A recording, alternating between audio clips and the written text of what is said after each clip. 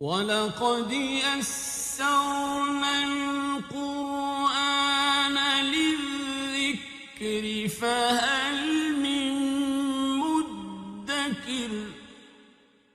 الحمد للہ رب العالمین والصلاة والسلام علی سید الانبیاء والمرسلین، اما بعد فاعوذ باللہ من الشیطان الرجیم، بسم اللہ الرحمن الرحیم۔ فَإِذَا قَضَيْتُمُ الصَّلَاةَ فَاذْكُرُوا اللَّهَ قِيَامًا وَقُعُودًا وَعَلَى جُنُوبِكُمْ فَإِذَا اطْمَأْنَنْتُمْ فَأَقِيمُوا الصَّلَاةَ إِنَّ الصَّلَاةَ كَانَتْ عَلَى الْمُؤْمِنِينَ كِتَابًا مَوْقُوتًا۔ صدق اللہ العظیم۔ سورہ نساء کی 103 نمبر آیت مبارکہ میں نے آپ کے سامنے تلاوت کی ہے۔ ہمارا موضوع کل سے چل رہا تھا صلاۃ الخوف اور صلاۃ القصر۔ سفر کے اندر نماز اور خوف کی حالت میں نماز، اس کا قرآنی بیان ہم نے کل دیکھا۔ آج اسی موضوع کو مزید آگے بڑھایا جا رہا ہے کہ جب اللہ تم سے خوف کو دور کر دے اور اللہ تمہیں سفر کے بعد حضر کی کیفیت میں لے آئے اور تم اطمینان میں ہو جاؤ، تو پھر اپنی نماز اس طریقے پہ ادا کرو جو تمہارا عام روٹین میں نماز ادا کرنے کا طریقہ ہے۔ دوسرا اس کا تسلسل یہ ہے کہ اللہ فرما رہا ہے جب اللہ تمہارا خوف دور کر دے، دشمن سے مقابلے کے بعد تم اطمینان میں ہو جاؤ، تو پھر صرف نماز ہی نہیں، اللہ کا ذکر کیا کرو، کھڑے ہو کر اپنے پہلوؤں کے اوپر سجدے کی حالت میں تمام کیفیتوں میں بڑے اطمینان کے ساتھ اللہ کا ذکر کیا کرو، اور نماز تمہارے اوپر مقررہ اوقات میں فرض کر دی گئی ہے۔ یہ تینوں باتیں ہی اس آیت مبارکہ میں موجود ہیں۔ فَإِذَا قَضَيْتُمُ الصَّلَاةَ فَا کا معنی پس اذا جب قضیتم جب تم ادا کر لو الصلاۃ نماز کو، تو فاذکروا اللہ اب اللہ کا پھر ذکر کرو قیام کی حالت میں، وقعودا اس کا معنی ہے بیٹھنے کی حالت میں، وعلی جنوبکم اور اپنے پہلوؤں کے بل اللہ کا ذکر کیا کرو۔ یہاں دو سی صورتیں مراد ہیں کہ نماز تم نے خوف کی حالت میں پڑھی، ایک رکعت تمہاری امام کے ساتھ تھی، ایک رکعت تمہاری بارڈروں کے اوپر تھی۔ اب یہ اطمینان کی کیفیت نہیں تھی۔ جب تمہیں اطمینان نصیب ہو جائے تو اس کے بعد پھر اپنی نماز سابقہ طریقے پہ پڑھو، لیکن صرف اس سابقہ طریقے پہ نماز ہی نہ پڑھو بلکہ اللہ کا ذکر بھی کرو، اور کوئی کیفیت بھی تمہاری ایسی نہ ہو جو اللہ کے ذکر سے خالی ہو۔ فَإِذَا اطْمَأْنَنْتُمْ فَأَقِيمُوا الصَّلَاةَ فا کا معنی پس اذا جب اطمأننتم، یہ اردو کا لفظ ہے جو ہم پڑھ رہے ہیں، جب تم مطمئن ہو جاؤ، حالت اطمینان میں چلے جاؤ، فَأَقِيمُوا الصَّلَاةَ پھر اپنے معمول کے مطابق تم نماز ادا کرو۔ ان الصلاۃ کانت علی المؤمنین کتابا موقوتا، ان الصلاۃ بے شک نماز کانت ہے علی المؤمنین مومنین کے اوپر کتابا موقوتا اپنے مقررہ وقت میں فرض کی گئی ہے۔ اب کتاب اور موقوت یہ دو لفظ ہیں جو بڑے غور طلب ہیں۔ کتابہ فرض کر دی گئی ہے، اس کے اندر کوئی لچک نہیں ہے، موقوتا لیکن تم اپنی مرضی کے مطابق اس کو نہ پڑھتے رہو، فرض بھی کر دی گئی ہے، اور موقوتا اپنے مقررہ وقتوں کے اوپر فرض کر دی گئی ہے۔ قرآن مجید کی اور آیت مبارکہ جب ہم دیکھیں تو سورہ بنی اسرائیل میں اللہ فرما رہا ہے کہ اقم الصلاۃ لدلوک الشمس الی غسق اللیل، یہ قرآن مجید میں نماز کے اوقات کا بیان ہے۔ ایک حدیث مبارکہ سنیں کہ جس حدیث مبارکہ میں نماز کے اوقات کو متعین کر دیا گیا، اور یہ حدیث مبارکہ موطا امام مالک کے اندر موجود ہے اور بالکل ابتدائی احادیث مبارکہ میں سے ہے۔ ذرا دیکھیے گا کہ وہ حدیث مبارکہ کیا ہے۔ اس میں فرماتے ہیں کہ ہر نماز ایک مقررہ وقت میں فرض کی گئی، اب اللہ کے حبیب نے اپنی نمازوں کے اوقات کو متعین فرمایا کہ وہ کیا ہے۔ کیوں کہ قرآن مجید کی سب سے پہلی انٹرپریٹیشن اور تشریح اور تفسیر کس نے فرمائی؟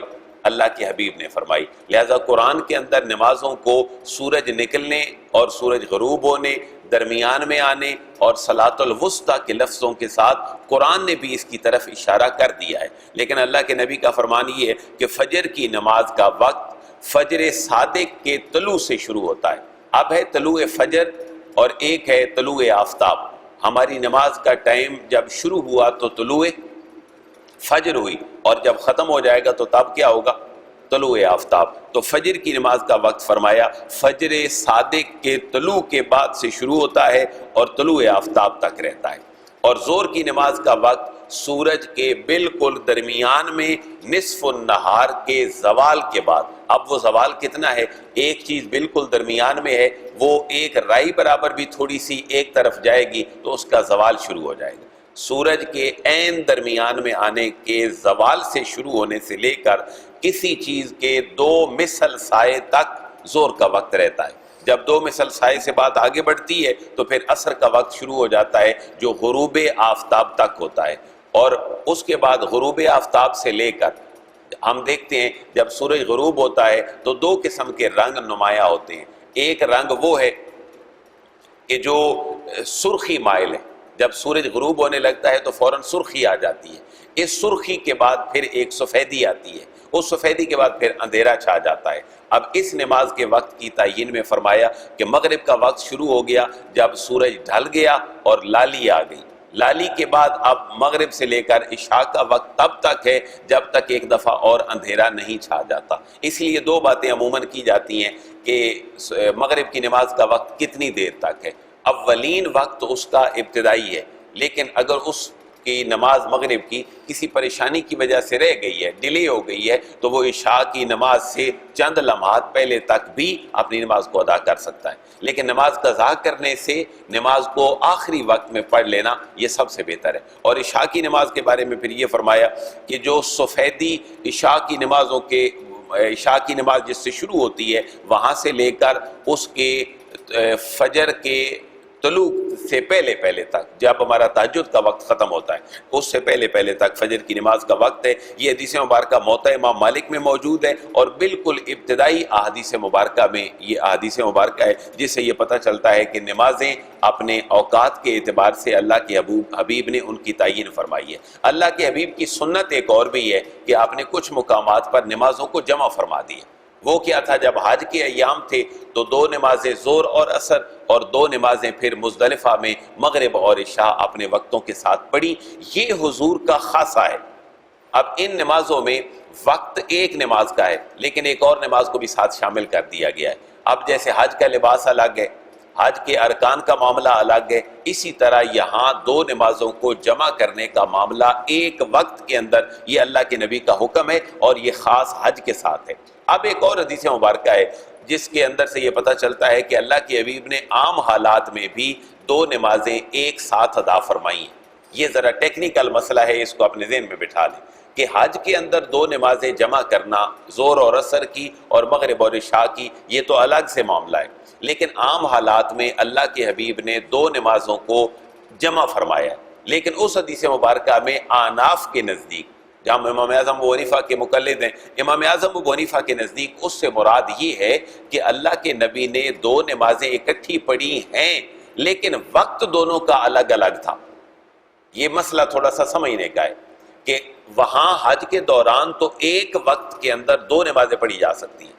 مثلا ایک نماز کا ہی وقت ہے تو ایک ساتھ اور ملا لی گئی، جیسے ظہر اور عصر میں ایک نماز کا وقت ہے اور مغرب اور عشاء میں ایک نماز کا وقت ہے، دوسری کا نہیں ہے، وہاں حضور نے پڑھی ہے. لیکن جو حدیث مبارکہ ہے کہ حضور نے عام حالات میں بھی 2 نمازیں جمع فرمائی ہیں، اس سے مراد امام اعظم ابو حنیفہ نے اور آپ کے متبعین نے یہ لیا ہے کہ حضور نے 2 نمازیں جمع فرمائی ہیں لیکن وقت دونوں کا الگ الگ تھا. ہاں ایک کا بالکل آخری وقت تھا اور ایک نماز کا بالکل ابتدائی وقت تھا. مثلا مثال کے لیے عرض کر رہا ہوں، اگر سورج غروب ہو رہا ہو، فرض کر لیں 6 بجے، اب اللہ کے حبیب نے جو نماز ہے مغرب اور عشاء کی وہ ادا کیسے فرمائی کہ 5:55 پہ آپ نے ایک نماز ادا فرمائی. کسی بھی وجہ سے کوئی سفر پہ جانا تھا یا کوئی اور مسئلہ تھا اور سورج غروب ہو گیا، اگلی نماز کا وقت شروع ہو گیا تو آپ نے 6:02 پہ 7 نماز اور پڑھ لی. تو کتنی دیر لگی ان دونوں نمازوں کے فاصلے میں؟ بظاہر کوئی دیر نہیں لگی. اللہ کے حبیب نے ایک نماز اپنے آخری وقت میں پڑھی اور دوسری نماز اپنے بالکل ابتدائی وقت میں پڑھی. یہ معنی ہے اس حدیث مبارکہ کا کہ جس میں کہا جاتا ہے کہ اللہ کے حبیب نے عام حالات میں بھی 2 نمازیں ایک وقت میں جمع فرمائی ہیں.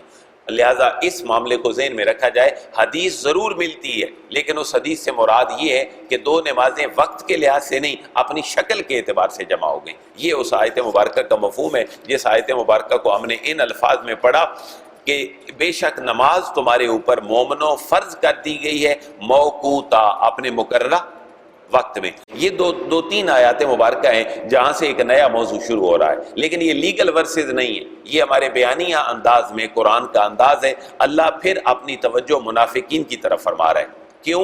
غزوہ احد میں منافقین مسلمانوں سے الگ تھے، اب ہر معاملے میں منافق مسلمانوں سے الگ رہنے لگے. تو اللہ اپنے حبیب کو انڈیکیٹ فرما رہا ہے، محبوب منافقین کا جھگڑا بھی اگر آپ کے پاس آئے تو پھر ان کی چرب زبانی کی وجہ سے آپ ان کی باتوں میں نہ آئیں، بلکہ اللہ کی نازل کردہ کتاب کے مطابق ان کے درمیان فیصلہ فرما دیں. وَلَا تَهِنُوا فِي ابْتِغَاءِ الْقَوْمِ. یہاں سے اب مومنین کو الرٹ کیا جا رہا ہے اور پھر منافقین کا تذکرہ شروع ہوگا. وَلَا تَهِنُوا فِي ابْتِغَاءِ الْقَوْمِ. واو کا معنی اور لا کا معنی نہیں. تاہنو یہ ہے وہن کا معنی ہے کمزوری. حضور نے قیامت کی علامات میں ایک لفظ فرمایا کہ مسلمانوں کے اندر وہن آ جائے گا. صحابہ کرام نے عرض کیا حضور وہن کیا ہوگا؟ آپ نے فرمایا تعداد میں زیادہ ہوں گے لیکن اپنی ایمان کے اعتبار سے اور عقیدے کے اعتبار سے ان کے اندر کمزوری آ جائے گی. وہ دنیا کو دین کے اوپر اور دنیا کو آخرت کے اوپر ترجیح دیں گے. تو وہن سے ہی نکلا ہے تاہنو. ولا تاہنو اور کمزوری نہ دکھاؤ. فی ابتغاء القوم. فی کا معنی میں ابتغاء چاہنا، القوم جو کافروں کی قوم ہے اس کو ٹریس کرنے میں، اس کے پیچھے جانے میں، اس کے ساتھ لڑائی کرنے میں تم کمزوری نہ دکھاؤ. مثلا کمزوری کیا تھی؟ مسلمان چلے گئے، منافق پیچھے ہٹ گئے. منافق بھی تو مسلمان تھے، لہذا اللہ فرما رہے کمزوری نہ دکھاؤ. اور بندہ مومن کو بھی خطاب کر دیا ان تکونوا تعلمون فانہم یعلمون کما تعلمون. اس کا ترجمہ آپ نے فرمانا ہے. ہم ایک اردو کا لفظ بولتے ہیں رنج و علم، اس کا معنی کیا ہوتا ہے؟ دکھ، درد اور تکلیف. یہ جو علم کا لفظ ہے حمزہ، لام اور میم کے ساتھ، یہ بیسیکلی قرآنک اور عربک ورڈ ہے جس کا معنی دکھ ہے. اگر عین کے ساتھ علم ہو تو اس کا معنی کیا ہے؟ جھنڈا. علم جھنڈا. لہذا یہاں جو ہے یہ علم رنج والا علم ہے. ان تکونوا تعلمون. اب مسلمانوں کو کہا جا رہا ہے کہ اگر تمہیں غزوہ احد میں جانی نقصان برداشت کرنا پڑا ہے، کتنے لوگ شہید ہوئے تھے؟ 70. تو غزوہ بدر میں کتنے کافر واصل جہنم ہوئے تھے؟ 70. اللہ یہ کمپیریٹیولی بیان فرما رہے اگر تمہیں رنج اٹھانا پڑا ہے تو تم سے پہلے کافروں کو بھی تو رنج اٹھانا پڑا تھا. ان تکونوا تعلمون. ان کا معنی اگر تکونوا تعلمون، یہ آپ ایک ورب کو آپ کنٹینیو بنانے کے لیے ساتھ اگر ملائیں گے تو کہا جائے ان تکونوا تعلمون. اگر تمہیں علم پہنچا ہے، اگر تمہیں دکھ پہنچا ہے، تکلیف پہنچی ہے تو فإنہم یعلمون. فا کا معنی پس انہم بے شک وہ لوگ بھی یعلمون تکلیف اٹھا چکے ہیں، علم اٹھا چکے ہیں، رنج اٹھا چکے ہیں. کما تعلمون جیسے تم نے علم اور رنج اٹھایا ہے کہ تمہارے گھروں کے اندر، ہر گھر کے اندر ظاہر ہے ایک بندہ بچھڑ چکا ہے تم سے، گو اس نے جام شہادت نوش کیا ہے لیکن تمہارے لیے تو جدائی برداشت تمہیں کرنا پڑی ہے. وَتَرْجُونَ مِنَ اللَّهِ مَا لَا يَرْجُونَ. یہ جملہ بڑا حوصلہ افزا ہے. اللہ فرما رہے تمہارے علم میں اور ان کے علم میں بڑا فرق ہے. وہ فرق کس بات کا ہے؟ فرمایا تم تو اپنے اس علم کے بعد اللہ سے امید رکھ سکتے ہو، وہ کس سے امید رکھیں گے؟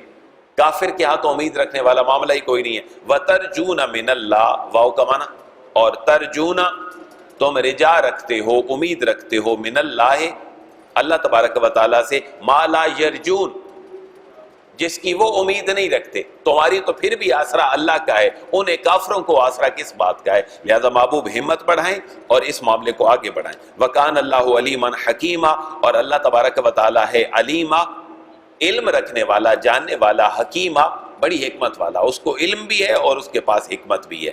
اب منافقین کا تذکرہ ذرا کھلے الفاظ کے اندر اللہ تبارک و تعالیٰ فرما رہا ہے کہ محبوب منافق اپنی تیز زبان کی وجہ سے، چرب زبانی کی وجہ سے، گفتگو پہ اوپر کمال رکھنے کی وجہ سے آپ کا دل موہ نہ لے.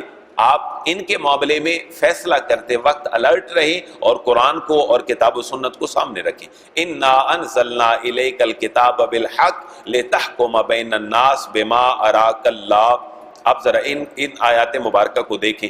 انا بے شک ہم نے انزلنا نازل کیا الیک آپ کی طرف الکتاب کتاب کو. محبوب ہم نے کتاب کو آپ کی طرف نازل فرمایا بالحق حق کے ساتھ. یعنی جب جس وقت جس چیز کی ضرورت تھی اور جتنی ضرورت تھی جیسے ضرورت تھی ہم نے اس کو نازل فرما دیا۔ فرمانے کی وجہ کیا ہے؟ لِتَحْكُمَ بَيْنَ النَّاسِ، یہ عدالتی چیلنج ہے آج کل کی ہماری عدالتوں کو اللہ کی طرف سے۔ ہم نے کتاب اس لیے نازل کی ہے لِتَحْكُمَ، تاکہ آپ فیصلہ فرما دیں، بین الناس، لوگوں کے درمیان۔ تو اللہ فرما رہے ہیں میری کتاب کے نازل کرنے کا مقصد یہ ہے کہ آپ اس کے ساتھ لوگوں کے درمیان فیصلہ فرما دیں۔ ہمارے فیصلے کس کے مطابق ہوتے ہیں؟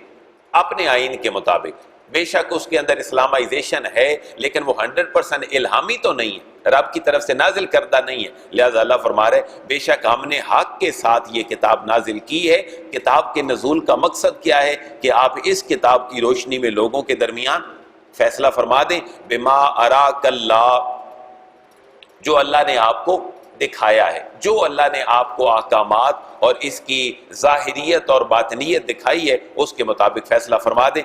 وَلَا تَكُن لِّلْخَائِنِينَ خَصِيمًا، یہاں پھر جو ہے وہ ان کی طرف اشارہ کیا جا رہا ہے۔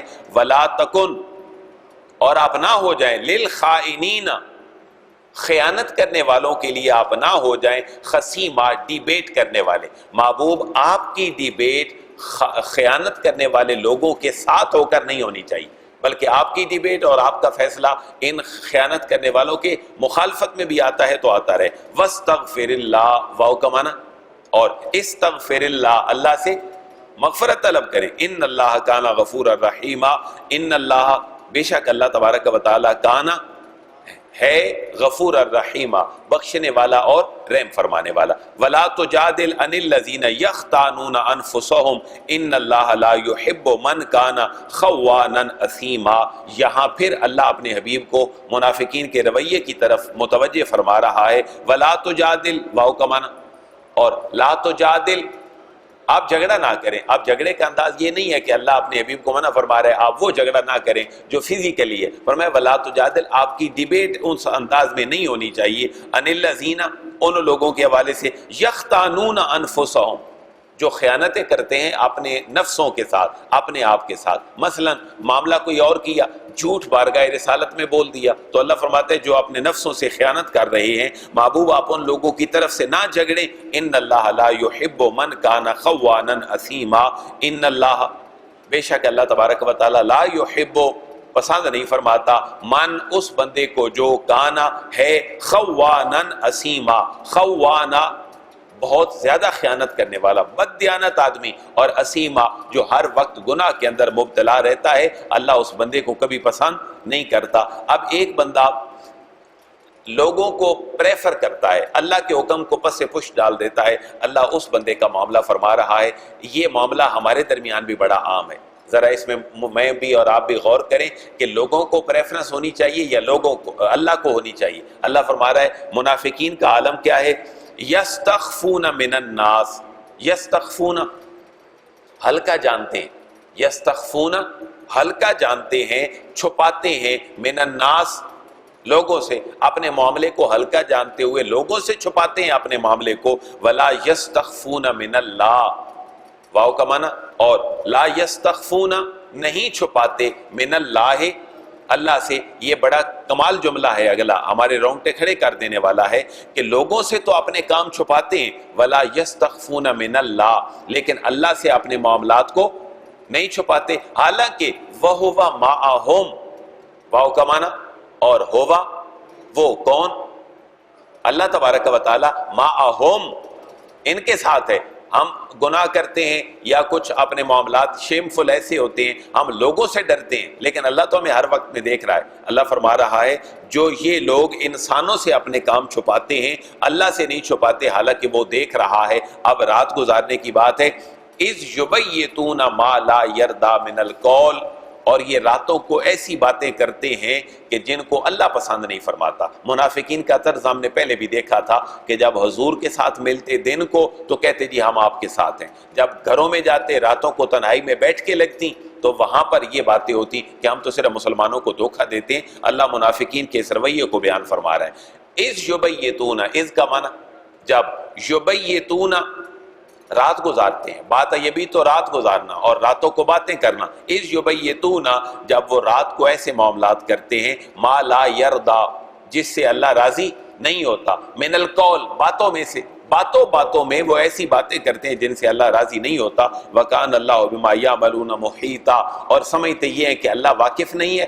اللہ تو فرما رہا ہے میں تو اس سے واقف ہوں. وَكَانَ اللَّهُ، واو کا معنی اور کان اللہ، اللہ تبارک و تعالی ہے بما یعملون، جو وہ منافقین کرتے ہیں، محیطا، احاطہ کرنے والا. اللہ ان تمام معاملات کو احاطہ کرنے والا ہے جن کو منافقین یہ سمجھتے ہیں کہ اللہ ہمیں نہیں دیکھ رہا. یہ منافقین کا رویہ اگلی آیات مبارکہ میں مزید چل رہا ہے. انشاءاللہ اس کو نیکسٹ سیشن میں ہم دیکھیں گے. اللہ ہمیں کما حقہ مسلمان بننے کی توفیق نصیب فرمائے.